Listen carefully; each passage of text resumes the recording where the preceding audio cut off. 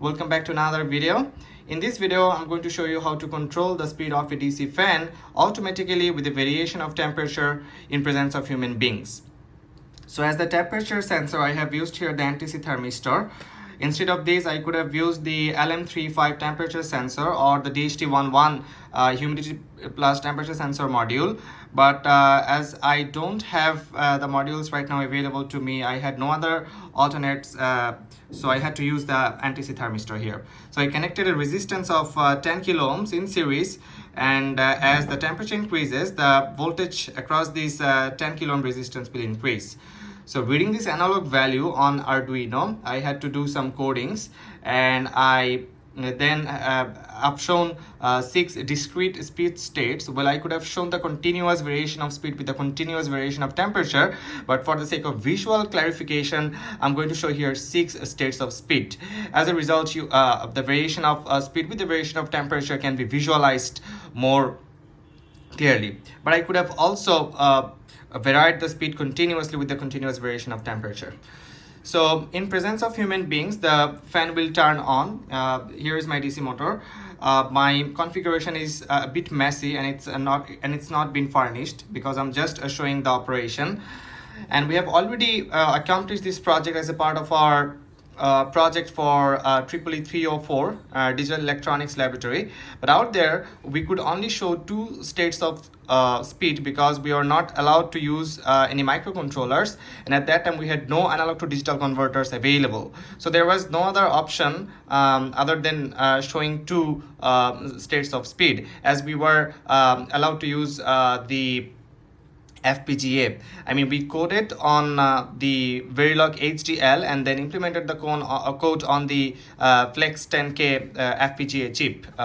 It was most probably the Altera's UP2 education kit, as far as I remember. But right now, as I'm going to use Arduino, the Arduino uses its onboard 10-channel analog to digital converter with a conversion resolution of 5 volts per kilobit.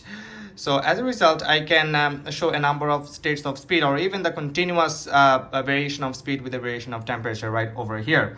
So you can see a number of LEDs over here from left to right, and as the temperature increases, the speed of the fan will also increase, and the maximum the DC fan or the motor will attain its maximum speed when this LED will glow up, when all these LEDs will glow up, and at that time a buzzer will ring out, giving me the warning that the fan is operating at its maximum speed. So that's all about a very short configuration, and the analog value was fed to the base of a bipolar junction transistor. Here I've used the BC547, and it's been biased with around 7 volts. So as the width of the PWM signal fed to the bipolar junction transistor BC547, the effective voltage coming across the motor will also increase. Eventually the speed of the motor will increase. So as the analog value from the Arduino increases, fetched from the resistor connected in series with the NTC thermistor, the width of the PWM signal will increase. That will eventually increase the average voltage fed to the motor, which has been supplied the biased voltage of the bipolar junction transistor, which is around 7 volts. So now let me dive into the demonstration and show how it works. So I've used here the IR sensor in order to detect the presence of human beings. So as someone will be near the fan, it will turn on, and as you can see, as I get my finger close to the IR sensor, the motor starts operating, and right now you can see the first LED is up. That means we are maintaining the lowest state of speed. So in order to keep the fan always on, I mean, in order to make sure that the continuous presence of human beings, just for the sake of demonstration, I'm keeping my IR sensor right over here so that it will detect the presence of an object all the time during the demonstration, where it's not getting enough voltage, because for the lowest state of speed, the voltage is 30% of the the width of the PWM signal is 30% of its total width. So sometimes the motor doesn't want to start at the lowest state of speed. However, that's not a big deal. So right now the motor is operating at its lowest state of speed, and as you can see the analog value in the serial monitor, in the Arduino serial monitor on my computer. So Right now, let me try to increase the temperature of the NTC thermistor using a gas light. So I have a lighter right over here, as you can see, and now I'll try to increase the temperature of the NTC thermistor using this lighter. So let's see what happens as I increase the temperature using this lighter. It's a bit difficult, in order to do all these steps using only one of the hands. And as you can see that the temperature has increased and the second LED is up, the speed of the fan has also increased. And as I keep heating the thermistor up, it's a bit difficult for me, in order to show this all with only one of my hands. I'm recording the video with my left hand and showing it with the right hand.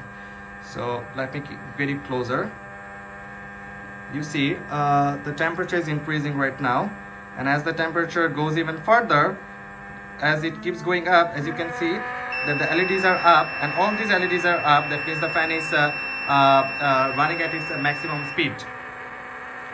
As I get the heat closer to the thermistor, you will see that it will heat up the thermistor, and right now we are at the 5th state of speed, as you can see, and the last LED is not up.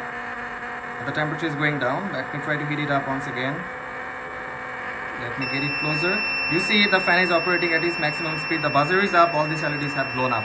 As I keep the lighter away right now, as the temperature will start decreasing, you see that the LEDs are going down. The temperature is decreasing. You can also see that in the serial monitor that the temperature is gradually going down, and the LEDs are going down one by one. The speed of the motor is also going down.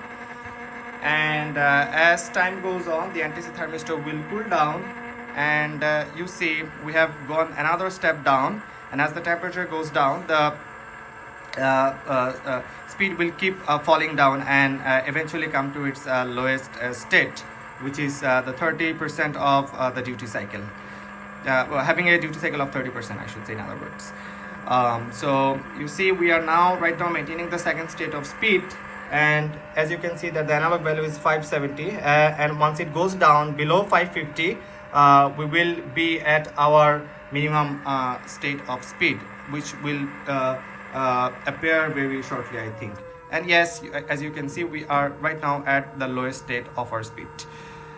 So right now my room temperature is as you can see, it is 28 degrees Celsius. So it's giving me right now at this room temperature, it's giving me an analog value of 500 and in between 520 to 530, I should say.